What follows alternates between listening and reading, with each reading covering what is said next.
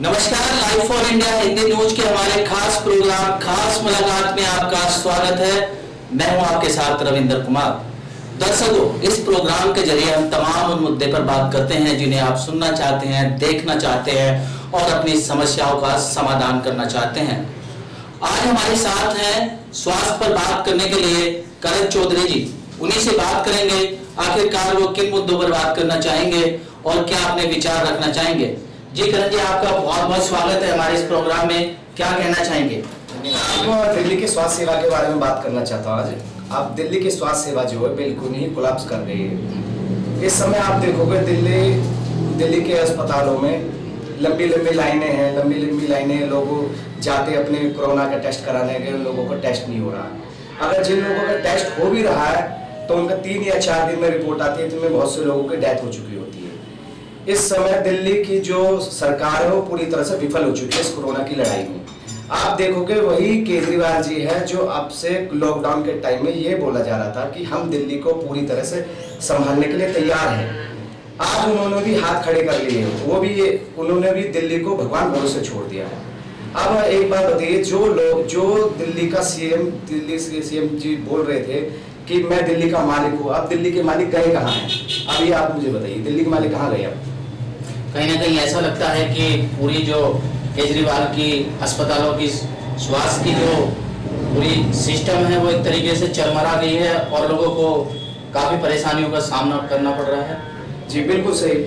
दिल्ली की जो स्वास्थ्य सेवा बिल्कुल ही बेकार हो चुकी है। आप देखोगे सबसे पहले तो आप जो देखोगे अस्पताल में बाहर जाओगे, लोग मरीजों के परिजन रो रहे हैं, बिलख रहे हैं, उनकी समस्या कोई नहीं सुन रहा है। सबसे बड़ी गंभीर समस्या ये है कि कोरोना से जो पीड़ित लोग हैं वो तो देखा जाए, जो अदर बीमारियों से पीड़ित, गंभीर बीमारी से जो पीड़ित है, उनका भी इलाज दिल्ली सरकार के अस्पतालों में बिल्कुल नहीं हो रहा है। उन लोगों के इस अस्पताल से दूसरे अस्पतालों के अंदर भेजा जा रहा है, उनको वहां भी नहीं लिया जाता है। सब इन जो कोरोना के अलावा किसी और बीमारी से जो पीड़ित है उन लोगों की भी डेथ की संख्या बढ़ती जा रही है। दिल्ली सरकार को ये देखना चाहिए जो लोग पहले से ही बीमार थे किसी गंभीर बीमारियों से, उनका भी इलाज हो, ना कि कोरोना का भी इलाज हो, इनका भी इलाज हो। दिल्ली सरकार ना तो कोरोना के मरीजों पर ध्यान दे रही है, ना कोरोना के अलावा किसी और गंभीर बीमारी से जो पीड़ित लोग हैं उन पर ध्यान दे रही है। अच्छा, यदि बात करी जाए जिस तरीके से राजधानी दिल्ली में कोरोना के जो मामले हैं लगातार बढ़ते जा रहे हैं और जैसे हमारी दिल्ली से सटी सीमा है, जैसे गाजियाबाद एनसीआर हो गया, वहाँ के लिए केजरीवाल जी ने कह दिया है कि भारी व्यक्तियों का दिल्ली में प्रवेश नहीं किया जाएगा और उन्हें इलाज नहीं किया जाएगा। इस बारे में क्या कुछ कहना चाहोगे, कुछ सुझाव देना चाहोगे? जी सर, आप देखोगे हमारे माननीय सीएम ने एक ऑर्डर पास किया कि भारी लोगों का इलाज नहीं होगा। आप एक बात दिए, जो हमारे सीएम है वो हरियाणा में गए होंगे, ठीक है, पश्चिम बंगाल में जाके उन्होंने आईआईटी पास किए, उसके बाद उन्होंने कोलकाता में बिहार में जाके जॉब की, कोलकाता में उन्होंने संस्था बनाई है।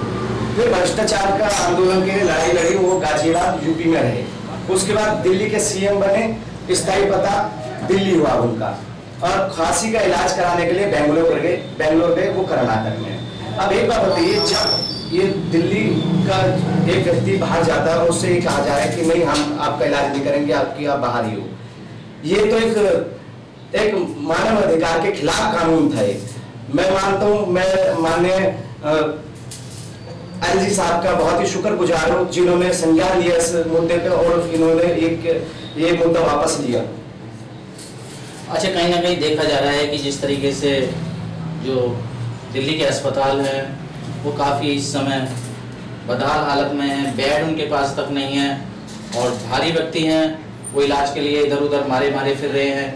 जो प्राइवेट अस्पताल हैं उनकी चांदी कट रही है, उनके बारे में क्या क्या होगा? आप देखोगे सर, आपने देखा होगा कि जो प्राइवेट अस्पताल है उनकी चांदी इसलिए कट रही है क्योंकि हमारी जो स्वास्थ्य व्यवस्था पे ध्यान नहीं दिए गया शुरू से ही। तो केजरीवाल जी झूठ बोलते रहे कि हाँ जी अब दिल्ली सरकारों के जो अस्पताल है उनमें पूरी तरह से कोरोना की लड़ाई लड़ने के लिए तैयार है, पर वो झूठ बोलते रहे। मैं कहना चाहता हूँ अरविंद केजरीवाल जी से कि दिल्ली के पर धरातल पर उतरे, ना कि ऑफिस में बैठकर पीसी करे। आप धरातल पर नहीं उतर रहे हो। आपको दिल्ली वालों ने 62 सीटें इसलिए नहीं दी है कि आप ऑफिस में बैठ के पीसी कर रहे या मुस्कुराए।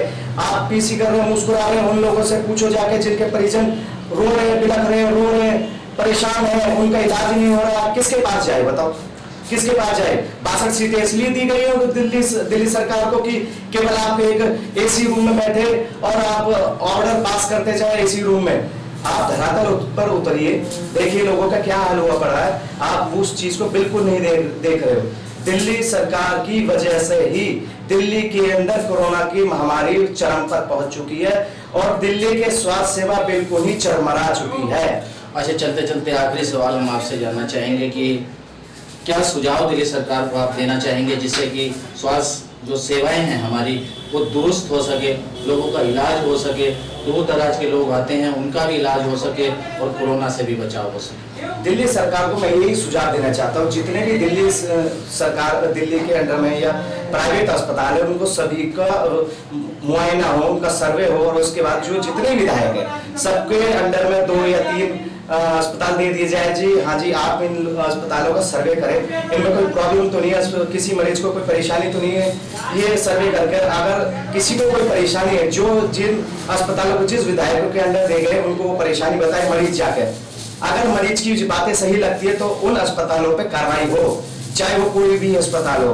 अब देखिए जैसे हमारे गृह मंत्री जी है, उन्होंने अस्पतालों का सर्वे किया, इसका अस्पतालों का सर्वे किया। हमारे सीएम जी नहीं तो क्या एक बार भी नीचे धरातल पे कि जाके अस्पतालों में देखा जाए क्या हो रहा क्या नहीं हो रहा।